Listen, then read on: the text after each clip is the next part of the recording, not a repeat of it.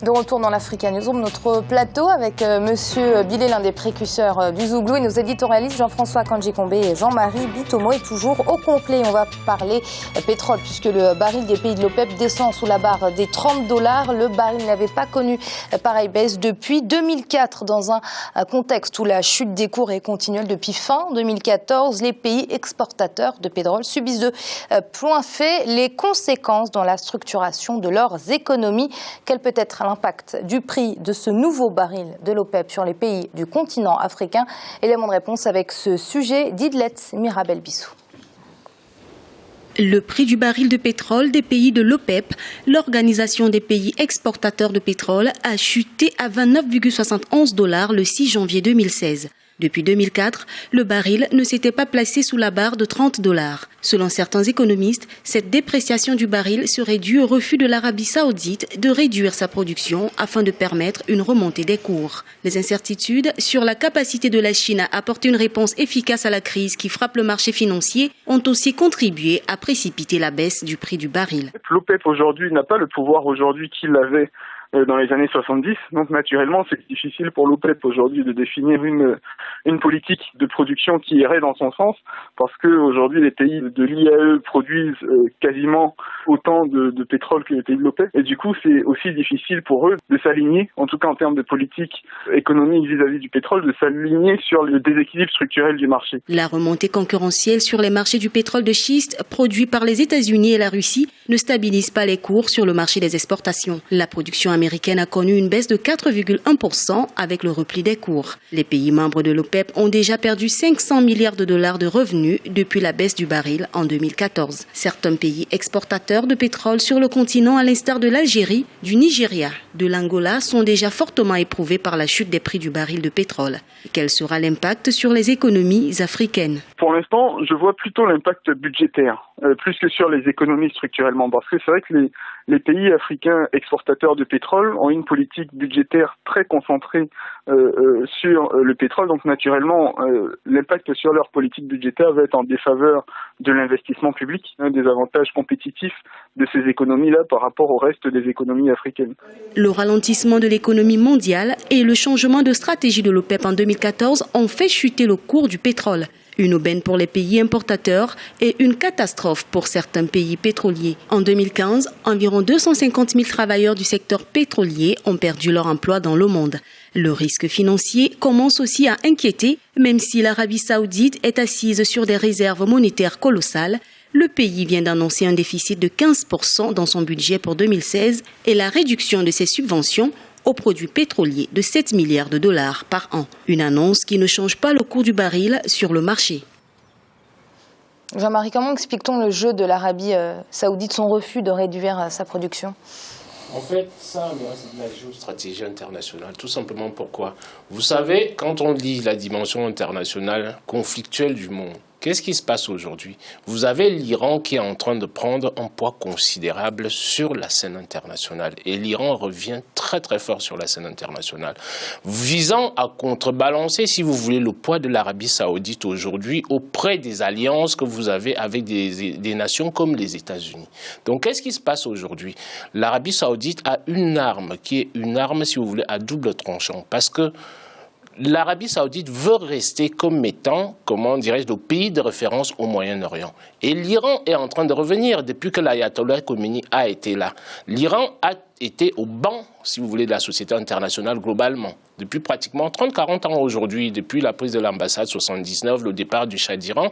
Donc aujourd'hui, qu'est-ce qui se passe? C'est une lutte qui vraiment va pénaliser énormément beaucoup de pays dans le monde entier, tout simplement. Pourquoi? Regardez l'Arabie saoudite. L'Arabie saoudite, c'est un pays qui n'était pratiquement jamais parti en guerre. Regardez l'intervention de l'Arabie saoudite au Yémen. Il faut avoir la lecture géopolitique et géostratégique de ce qui se passe derrière ce conflit pétrolier-là. En fait, c'est l'influence entre l'influence de l'Arabie saoudite et l'influence de l'Iran, tout simplement. Et c'est très très grave pour le monde. On en parle comme ça, on voit tout simplement la dimension, si vous voulez, pétrolière de cette problématique-là. Mais elle est beaucoup plus grave. Maintenant, quand on va chez nous en Afrique, qu'est-ce qui se passe? Est-ce que vous vous imaginez qu'en un an, les pays africains sont partis d'un baril de pétrole à $110. Aujourd'hui, on est en dessous de $30. C'est catastrophique, tout simplement. Pourquoi? Ce sont des luttes d'influence sur lesquels les pays africains qui n'ont pas suffisamment de moyens pour pouvoir faire face à une économie comme l'Arabie Saoudite, et on va payer les pots cassés. Nous ne sommes que les victimes collatérales d'une lutte géostratégique qui est beaucoup plus profonde. C'est d'ailleurs une des conséquences de la chute du baril de pétrole. La Banque centrale algérienne va injecter des liquidités dans les banques pour la première fois depuis 2001. Le rythme d'expansion des crédits à l'économie ne semble pas être soutenable sans le recours de certaines banques au financement auprès de la Banque centrale. Une annonce faite par le gouverneur justement de cette Banque centrale. Il s'agit de Mohamed Laksasila. Une allocution qu'il a fait lors de la présentation du rapport de conjoncture économique des 9 premiers mois de 2015. Une conjoncture loin d'être améliorée depuis quelques mois. Birama Saonera. En Algérie, la Banque centrale compte injecter dans l'économie des liquidités à partir de février 2016. Objectif, refinancer les banques commerciales du pays. Une première depuis 2001. La mesure vise à faire face à la baisse des liquidités des banques et des établissements financiers. En 2015, les ressources des établissements de crédit se sont contractées après un excédent enregistré durant plusieurs années. Pour les observateurs, cette situation est favorisée par la baisse des cours du pétrole sur le marché international. Il y a eu une baisse drastique des liquidités, notamment en 2015, en raison de la baisse des prix du baril de pétrole. Les entreprises qui sont actives dans le secteur des hydrocarbures, ce secteur même qui représente environ la moitié du PIB de l'Algérie, ces entreprises-là ont bien entendu réduit leur apport dans les banques, parce qu'elles ont été marquées par cette baisse des cours du baril du pétrole, et donc les recettes ont été divisées par deux. En fin septembre 2015, les liquidités globales des banques algériennes se sont en effet établies à 1828 milliards de dinars contre 2730,88 milliards de dinars à la même période en 2014. Plusieurs facteurs expliquent cette détérioration des liquidités des banques. Cette baisse, elle s'explique par cette conjoncture qui est difficile en ce moment pour l'Algérie. Et si rien n'est fait, si la mobilisation de l'épargne n'est pas effective dans les banques, par exemple l'épargne des Algériens, les banques vont se trouver dans une situation délicate. Parce que si d'un côté, elles n'ont pas les liquidités nécessaires et que le secteur public a davantage recours à ces banques-là, elles vont se trouver dans une situation un peu difficile de trésorerie. En Algérie, le financement du secteur public a connu une baisse compensée en partie par la résilience des opérateurs privés. En revanche, le montant des crédits contractés par le secteur privé est en hausse. En fin septembre 2015, il était évalué à 3 058 milliards de dinars contre 2 717 milliards de dinars à fin décembre 2014. Par ailleurs, une opération d'audit des banques serait lancée prochainement dans le pays afin d'évaluer leur résilience et leur capacité à faire face aux chocs externes. Jean-François, au début de la chute du baril, on a souvent dit que l'Algérie, contrairement à d'autres pays du continent ou à d'autres pays exportateurs, et au vu de son endettement historiquement faible, pourrait justement faire face à cette chute 2 ans après le début de cette dégringolade. Est-ce que c'est toujours le cas ?